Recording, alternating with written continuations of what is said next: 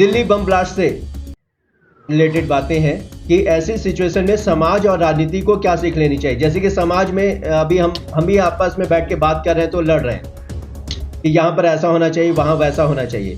लेकिन समाज जब ऐसी दौर से गुजर रहा हो जहाँ पर चारों तरफ इंसानों के चिथड़े दिख रहे हैं, डर का माहौल है, तो वहाँ पर समाज कैसे एक दूसरे को सपोर्ट करे।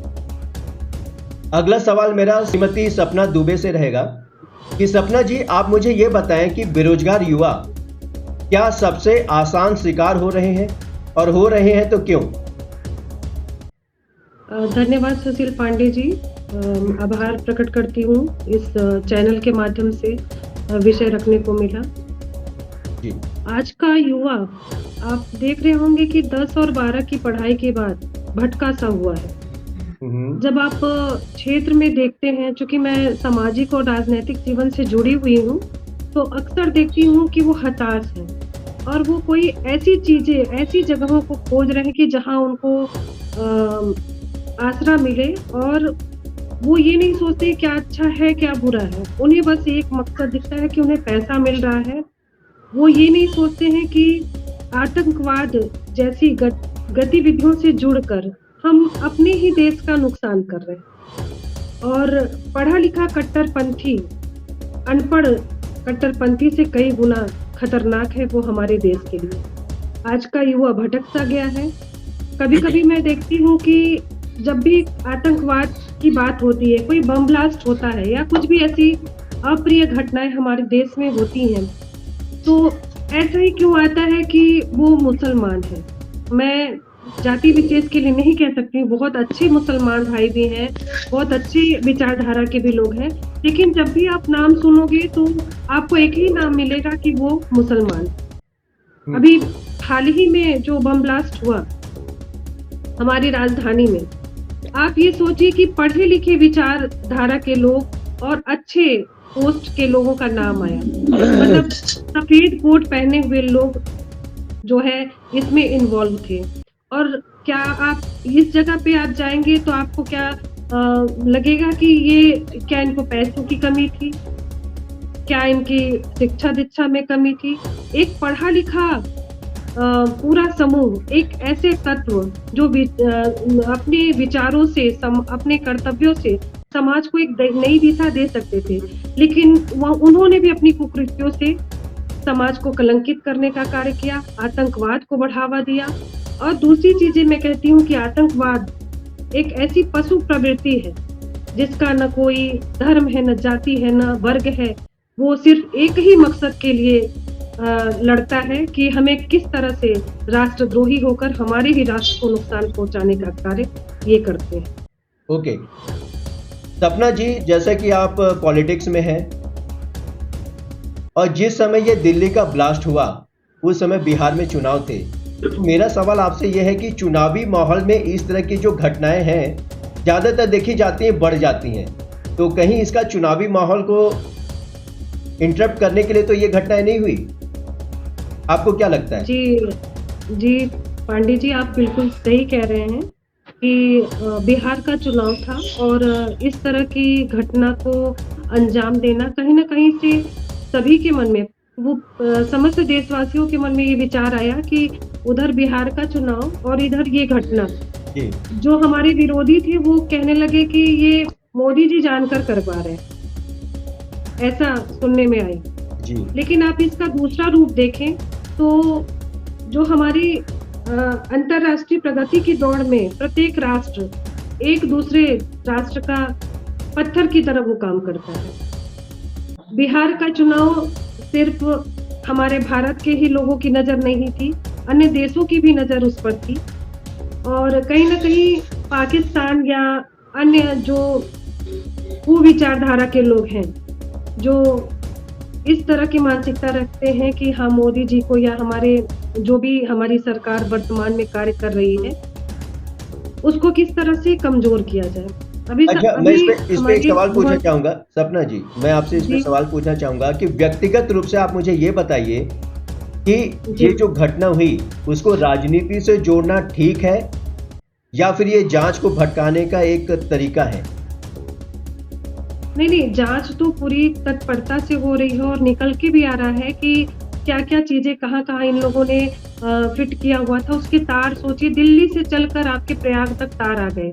मुझे लगता है कि ये जो भी चल रहा है, ये बहुत लंबे अरसे से चल रहा है। कोई एक दिन की ये घटना नहीं घटित हुई कि आज ब्लास्ट हो गया और कल चुनाव है और परसों रिज़ल्ट आएगा और 2 ही 3 दिन का ये नहीं था। ये तैयारी मुझे लगता है महीनों से रही होगी कि इस तरह से अंजाम देना है, ताकि वो घटना घटित हो। पूरा का पूरा जो है अवरोध पैदा हो और इसका एक उँगली उठे कि हाँ, ये इन्होंने ही करवाया। और दूसरी चीज़ है कि अगर बहुत ज़्यादा लोग अगर मारे जाते, तो उस पर भी एक प्रश्न चिन्ह उठता कि ऐसी सरकार है कि अपने ही लोगों को, अपने ही देश के लोगों की सुरक्षा नहीं कर पा रही है, तो देश और राज्य क्या चलाएँगे? दूसरी चीज़ें मतलब हैं 13 लोगों के मारे जाने पे ये सवाल नहीं उठ रहा है। दिल्ली बम विस्फोट में 13 लोग मारे गए हैं, तो उस पे अब सवाल नहीं उठेगा। आखिर ये बिल्कुल, एक जिम्मेदारी बिल्कुल, होती है सरकार की ना, बिल्कुल, बिल्कुल क्यों होती कहाँ है, हम बिल्कुल फेलियर हो होती रहे है। हैं। सब सरकार नहीं, की ही सफाई कर देना, सरकार के पक्ष में बोलना, ये भी तो सवालिया नहीं, सवाल खड़े ही होते हैं ना। सरकार के पक्ष में नहीं बोल रही हूँ। मैं दोनों पक्ष मैंने दोनों बात रखी। आपके घर में अचानक से चोरी हो जाए, आप सो रहे हो, तो उसका ज़िम्मेदार कौन? क्या रात भर आपको जागना चाहिए था ताकि चोर ना आ सके? वो कार साथ-साथ चल रही इसलिए तो थी। चौकीदार लगाए गए हैं ना, देश की नहीं, सुरक्षा हमारे देश की चौकीदार लगाए गए हैं, लेकिन हमारी भी तो कुछ ज़िम्मेदारी होती है। हमारी क्या ज़िम्मेदारी? आम नागरिक होने के तौर पे हमारी क्या ज़िम्मेदारी है? सब चौकीदार पे ही छोड़ दिया जाए तो हमारी क्या ज़िम्मेदारी बनती है? एक आम नागरिक होने के नाते हमारी क्या ज़िम्मेदारी? आस-पास अगर इस तरह की घटनाएँ घट रही है। देखिए ये थोड़ा सा कैसा है, आप कह सकते हैं आप सत्ता पक्ष के हैं, आपको पूरा अधिकार है ये आप बचाव करने का सरकार के, लेकिन इस पूरे मुद्दे पर सरकार बच नहीं सकती है, क्योंकि ये पहली घटना नहीं है। यही पहले जब हुआ करता था, मैं किसी पक्ष की बात नहीं कर रहा हूँ, मैं एक विपक्ष की बात कर रहा हूँ, एक बिना न्यूट्रल रह के बात कर रहा हूँ। जब पहले घटनाएं होती थी तो सरकारें जिम्मेदारी लिया करती थी। सरकारें ये बोलती थी कि ये चूक बहुत बड़ी चूक हुई है, ये सरकार से बहुत बड़ी गलती हुई है, हमारे एजेंसियों को जो भी जिम्मेदार होता था वो बातें कही जाती थी। लेकिन अब वो सारी चीजें भूल गए हैं, वो सारी चीजें कभी आती ही नहीं है। ये हमारे आदरणीय प्रधानमंत्री जी 2014 के पहले यही चीजें कहते थे कि आखिर आतंकवाद आ कहां से रहा है, देश के बाहर से आ रहा है, तो इसके पहले जब हमारे ही सेना पे पत्थर मारे जाते थे, हमारे ही सेना पे पत्थर मारे जाते थे, वही प्रधानमंत्री मनमोहन सिंह जी चुपचाप बैठे रहते थे, वही सोनिया गांधी बैठी रहती थी, वही को बुला के जांच करवाने का क्या नहीं, आज तक उनके मुंह से कोई जवाब नहीं निकला। आज जब कर रहे हैं, हम सुरक्षित हैं और काफी हद तक हम विकसित भारत की ओर बढ़ रहे हैं। मैं नहीं हूँ, लेकिन आप पूरी तरह से अगर बचाव करेंगे तो ये हमारे मैं बचाव कर ही नहीं, मैं बचाव कर ही नहीं रही, मैं विषय रख रही हूँ, मैं बचाव कर ही नहीं। अविनाश जी तरफ से मैंने बोला, दोनों तरफ से मैंने बोला। अविनाश जी, अगला सवाल मेरा सपना दुबे जी से रहेगा। सपना जी, क्या सोशल मीडिया पैनिक बढ़ाता है? बिल्कुल, सोशल मीडिया के द्वारा पैनिक होती है और कभी-कभी हम देखते हैं कि कुछ चीज़ें अफ़वाह के तौर पे बाहर फैल के आती हैं, जिसका बहुत बुरा प्रभाव पड़ता है। हमारे जो सामाजिक जीवन में हम सब जी रहे होते हैं और कभी-कभी चीज़ें इतनी असंवेदनात्मक हो जाती हैं कि वो सभी के मन को आहत करती हैं। और धीरे-धीरे जिस तरह से आप अभी मुझे भाजपा का एक कार्यकर्ता न जोड़कर देखा जाए, मुझे एक सामाजिक जो मानव जीवन है उसको जोड़कर देखा जाए। अभी जो भी घटनाएं घट रही हैं, वहाँ पर हम आहत हुए हैं। किसी का भी भाई बेटा मरा हो, किसी को भी अपनी जान गवाए जिन्होंने, उससे हमें तकलीफ होती है, पीड़ा होती है, क्योंकि हम सब में एक मानव मन है और वो बिल्कुल उसी तरह से सोचता है जैसे अपने परिवार के बारे में सोचता है। हम घर से बाहर निकलते हैं और बाहर में कुछ भी हो जाए हमारे साथ में या हमारे परिजनों के साथ में, उतनी ही पीड़ा होती है जितना दूर बैठे एक सैनिक के साथ में अगर कुछ घटना हो जाती है, कोई अप्रिय घटना हो या सड़क पे चल रहे किसी व्यक्ति के साथ में हो, उतनी ही पीड़ा हम सबको होती है। तो एक सौहार्दपूर्ण माहौल बनाना चाहिए और हम सबको मिलकर एक ऐसा काम करना चाहिए अगर आसपास इस तरह की कोई घटना घटित हो रही है, कोई संदिग्ध वगैरह है, जैसे आपके बगल में आसपास में ऐसे लोग रहते हो जो इस तरह के संदिग्ध हो और इन्वॉल्व हो ऐसी गतिविधियों में, तो उसकी भी पूर्ण जानकारी हमको हमारे यहाँ के प्रशासन को अवश्य देनी चाहिए, जिसमें ये समझ में आता है कि हमारी क्या जिम्मेदारी है, हमारी क्या भूमिका है। हम सब कुछ सरकारों पे और प्रशासन पे छोड़ दें, उन्हें भी पता कैसे लगेगा। बिल्कुल अभी स्लीपर सेल्स की तरह ये बिखरे पड़े हुए हैं, हर जगह नहीं पहुंचना संभव हो पाता है। तो कहीं ना कहीं हमारे द्वारा अगर हम निडर होकर ये चीजें उनको बताते हैं कि हाँ यहाँ पे ऐसी गतिविधियां पैदा हो रही हैं, तो बिल्कुल रोक लगता है। और ऐसा मुझे लगता है पूरे देश में नागरिकों को भी, आम जनमानस को भी जागरूक होने की आवश्यकता है। ओके, मैं अगला ये सवाल आपने आपके शीर्ष नेतृत्व भले ना इसे स्वीकार करें कि ये एक कमी रही है सरकारों में कि इसे नहीं ऑब्जर्व करें, बट आपने स्वीकार किया, ये काफी काबिले तारीफ है, आपका स्वागत है। और इस तरह से नहीं, इस तरह से हर जनता इसे याद रखती है। अभी हम आपको एक छोटा सा वाकया बता रहे हैं, मुंबई की ही बात बता रहे हैं। यहाँ पे मलाड में कुछ इस तरह की गतिविधियां होती थी, बीच में दिखा था। वहां पे लोकल लोग इतने अवेयर थे कि लोकल पुलिस को जानकारी दिए थे और उससे एक बहुत बड़ा स्कैंडल पकड़ा गया। बहुत बड़ी घटना होने के पहले उस पे कंट्रोल पाया गया। लेकिन अब फिर मैं वही कहता हूँ कि इस पे जो हमारी एजेंसियां हैं जो कार्य कर रही हैं, उनको थोड़ा और डीप में जाके कार्य करने की आवश्यकता है। इस पे भी जोर दिया जाए, ये बहुत जरूरी पार्ट है। जनता अपना कार्य करे, लेकिन शासन प्रशासन एजेंसियां अपना कार्य करे, तभी इस तरह के आतंकवादियों से छुटकारा मिल पाएगा।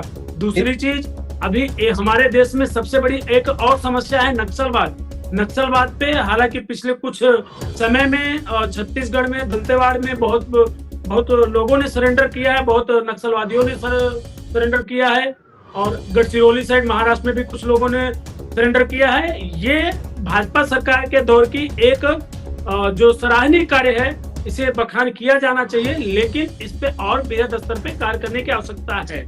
ठीक है, मेरा आप बिल्कुल सही कह रहे हैं अविनाश जी। और आतंकवाद देखिए, आतंकवाद एक बड़ा वैश्विक रूप ले चुका है, और इसमें हर कंट्री कहीं ना कहीं अपने निजी स्वार्थ के लिए दूसरे देश के एंगल से आतंकवादी संगठनों को सपोर्ट करती दिखी है, जिसका प्रमाण भी बीच में आया है। तो हमें उस षड्यंत्र से भी बचना है। हमें जो व्यापारिक रूप दृष्टिकोण से है, जैसे शस्त्रों की बिक्री या जो उनको प्रोवाइड किए जाते हैं, जो वैश्विक स्तर पे वार्तालाप होती हैं, उसके जो बारीकी है उस पे पैनी नजर गड़ाए रखना है कि कौन सा राष्ट्र, कौन सा देश हमारे देश के खिलाफ षड्यंत्र रच रहा है, कौन सा देश किस आतंकवादी संगठनों को हमारे देश के खिलाफ प्रयोग कर रहा है। ये भी हमारी विदेश नीति, हमारी जो होम मिनिस्ट्री, हमारे जो सत्ता पक्ष है, इनको ध्यान देने की आवश्यकता है। सपना दुबे जी, अगला सवाल आपसे है, जनता को क्या आश्वासन देना चाहेंगी, डरे या फिर जागरूक बने? बहुत अच्छा प्रश्न आपने किया है। मुझे लगता है वो दिन आ गया है कि हमें सजग होना पड़ेगा और हमें सशक्त होना पड़ेगा। सरकार डरे नहीं, जागरूक रहे और सरकार से उम्मीद ना करे, यही होना चाहिए आपका जवाब, मुझे लग रहा है। जवाब दे लेने दीजिए। बिल्कुल। मुझे लगता है एक हिंदूवादी विचारधारा के सन्मुख होकर बात कर रही हूँ। मुझे लगता है हर घर में एक शस्त्र होना आवश्यक है। कभी भी आपके ऊपर हमला हो सकता है, कभी भी आपके ऊपर कुछ भी हो सकता है। एक दिन ऐसा आएगा, ये आतंकवादी मानसिकता के लोग, ये जिहाद वादी मानसिकता के लोग एक दिन चुनेंगे, वन डे वन बार। उसके लिए आपको तैयार रहना पड़ेगा और अपने बेटियों को, अपने बेटों को, अपने परिवार को इस तरह से मजबूत बनाइए, सशक्त बनाइए और हिम्मती बनाइए। हम लोग सिर्फ पढ़ाई लिखाई और क्या सिखाया हमने भेज दिया सेंट थॉमस में, सेंट मैरी ऐसे विद्यालयों में भेज दिया। अभी आप देखिए कि दूसरी तरफ उनके बच्चे सुबह से लेकर रात तक वो क्या सीख रहे हैं, किस तरह से अपने धर्म के प्रति सजग। हम सिर्फ पैसा कमाने की मशीन बना दे रहे हैं अपने बच्चों को। कल को अगर हमारे परिवार के ऊपर कोई हमला हो जाए तो हमारे पास क्या है बचने के लिए? तो हम लोगों को अपनी लड़ाई खुद भी लड़ने के लिए तैयार होना चाहिए और काफी आपने आपने अभी कहा कि सबको शस्त्र रखना चाहिए, तो ये लाइसेंसी शस्त्र रखना चाहिए या गैर लाइसेंसी? भाई लाइसेंसी शस्त्र जिनको उपलब्ध हो वो रखें और नहीं तो भाई बाकी सब गैर लाइसेंसी। बिल्कुल हमारे घर में लाठी तलवार तो होना आप इसको चाहिए कि नोट कोई करिए कि भाजपा हमने की नेत्री कह रही है कि सब लोग गैर हमने लाइसेंसी नोट कर लिया है। और बाद में हम आप भाई आप अपनी एक्ट के अंदर जाएं, जेल में नहीं जाएं। हम हमारी सरकार हमारी को पुलिस सुरक्षा होगा कि हमारी सबको लाइसेंस हमारी बन दे, सुरक्षा को लेकर तब समझते हमारी हैं ना। नहीं हमारी सुरक्षा को लेकर कम से कम वैसे तो शस्त्र हमारे सरकारें क्या पास कर रही है सुरक्षा को, जब हमें ही हथियार चलाना है, सब कुछ करना है? नहीं तो नहीं सरकारें किस लिए आपके हमें ऊपर चुन रही हैं? अभी आप घर में बैठे हो, कोई आपके ऊपर वार कर देगा तो कोई इस तरह का औजार रहे कि आप उसका तो मुकाबला लॉ कर एंड सकते ऑर्डर हो। किस नाम पर कहते हैं? लॉ एंड ऑर्डर क्या होता है? लॉ एंड ऑर्डर जरा हमें बताइए। अगर हमारे ऊपर हमला हो जाएगा, हमारे ऊपर सब हो जाए, तो लॉ एंड ऑर्डर क्या कर रही है? किस लिए शासन प्रशासन कार्य कर रही है?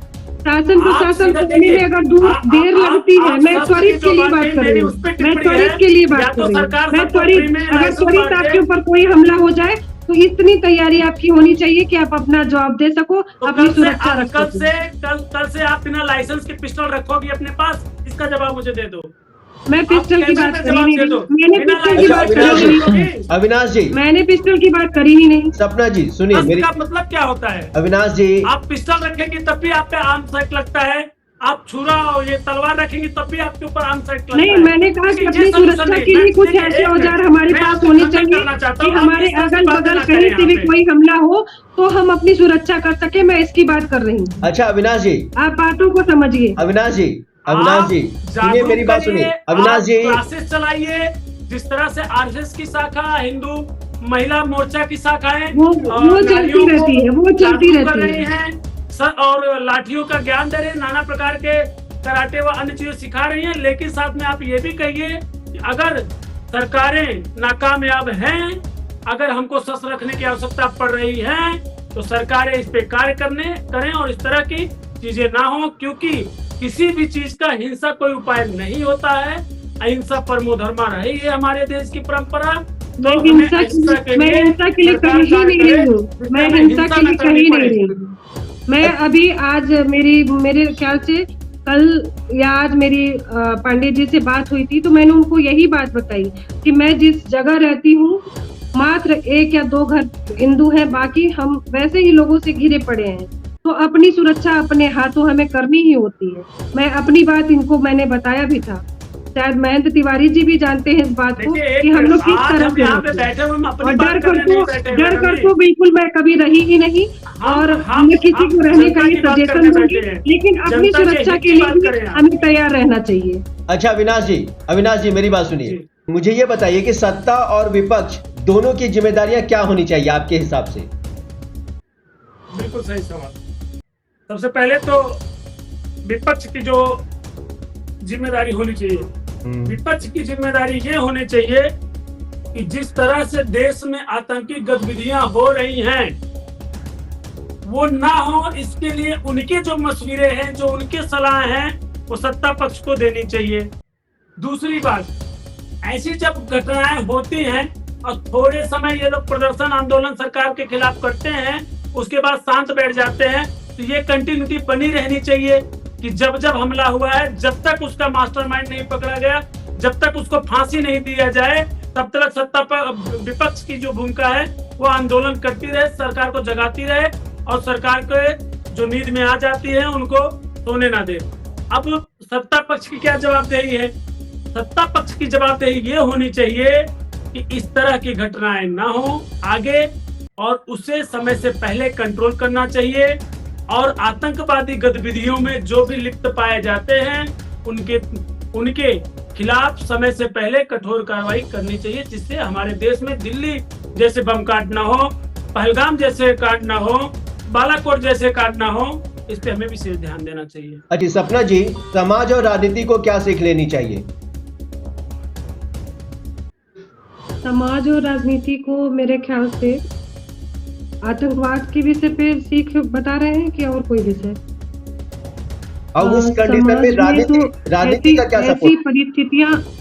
ऐसी परिस्थितियां जब उत्पन्न होती है तो ऑटोमेटिकली समाज में भय व्याप्त रहता है।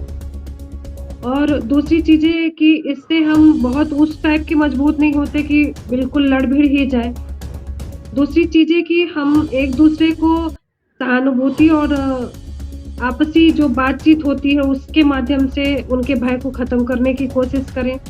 धीरे-धीरे क्या होता है कि पूरा माहौल ही उस टाइप का बन जाता है और अभी कुछ दिनों तक उसी पे चर्चा, उसी पे आप देख रहे होंगे कि टीवी चैनलों में आज तक उसी के ही बारे में एक बातचीत हो रही है, उसी के बारे में दिखाया जा रहा है। जी। धीरे-धीरे क्या होता है कि हम भूलने लगते हैं। हम सोचते हैं कि अरे ये तो उस दिन की घटना है और अब धीरे-धीरे स्थिति सामान्य हो रही है।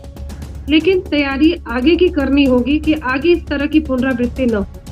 एजेंसियों को, सरकार को, सबको अपनी-अपनी ज़िम्मेदारी समझनी होगी। जो भी हमारे एरिया में प्रवेश कर रहा है उसकी बिल्कुल क्या गतिविधियाँ हैं, किस टाइप के लोग हैं, संदिग्ध हैं कि नहीं। मुझे लगता है प्रतिदिन अगर जब दिल्ली में ये घटना हुई तो मेरे भदोही जनपद में बस चेक इन होने लगी, कार चेक इन होने लगी। मुझे लगता है कि वो चेक इन अगर प्रतिदिन हो, मुझे लगता है लेट भले लगेगा, लेकिन कुछ ऐसे लोग हों, ऐसी एजेंसियाँ हों, ऐसे प्रशासन के लोग हों कि जो ऐसे लोगों को जो बाहर से आते हैं, एंट्री करते हैं हमारे शहर में, हमारे जिले में, उनकी चेक इन हो कि कहीं ये आतंकवादी गतिविधियों में जुड़े लोग नहीं हों या इस तरह की कोई अप्रिय घटना को अंजाम देने के लिए तो नहीं जा रहे हैं। तो इस तरह से अगर हो तो मुझे लगता है काफ़ी कुछ हद तक जो है इस पे कंट्रोल किया जा सकता है। बहुत खूब, बहुत खूब। मेरा आखिरी सवाल सभी से सवाल रहेगा, लेकिन सबसे पहले मैं ये सवाल पूछूंगा दुबे जी से। सवाल थोड़ा लंबा है, ध्यान से सुनिएगा। धमाके दीवारें गिराती हैं। अगर आतंकवाद का मकसद हमें बांटना है तो वह कौन सा एक कदम है जिसे उठाकर हम साबित कर दें कि देश डर से नहीं एकता से चलता है? दुबे जी। सबसे पहले तो मैं गंगा जमुना तहजीब को आगे अग्रसर करने की बात रखती हूँ। पहले क्या था? पहले इस तरह की जो आज स्थिति परिस्थिति बनी ही हुई है, हमारे देश में हो या हमारे समाज में, लोग एक दूसरे से ये जान लीजिए कि बहुत ही ईर्ष्यालु वाली भावना रखते हैं, प्रतिस्पर्धात्मक भावना रखते हैं, एक दूसरे से आगे बढ़ने की होड़ है। मानवता बिल्कुल खत्म हो गई है। आपके बगल में अगर कुछ भी घटना हो जाए, पहले क्या था, हमारे गांव में, हमारे देश में, हमारे अगल बगल में कोई भी दुख तकलीफ पड़ती थी, हम सब एकजुट होकर उसकी मदद करते थे, हम खड़े हो जाते थे। लेकिन अब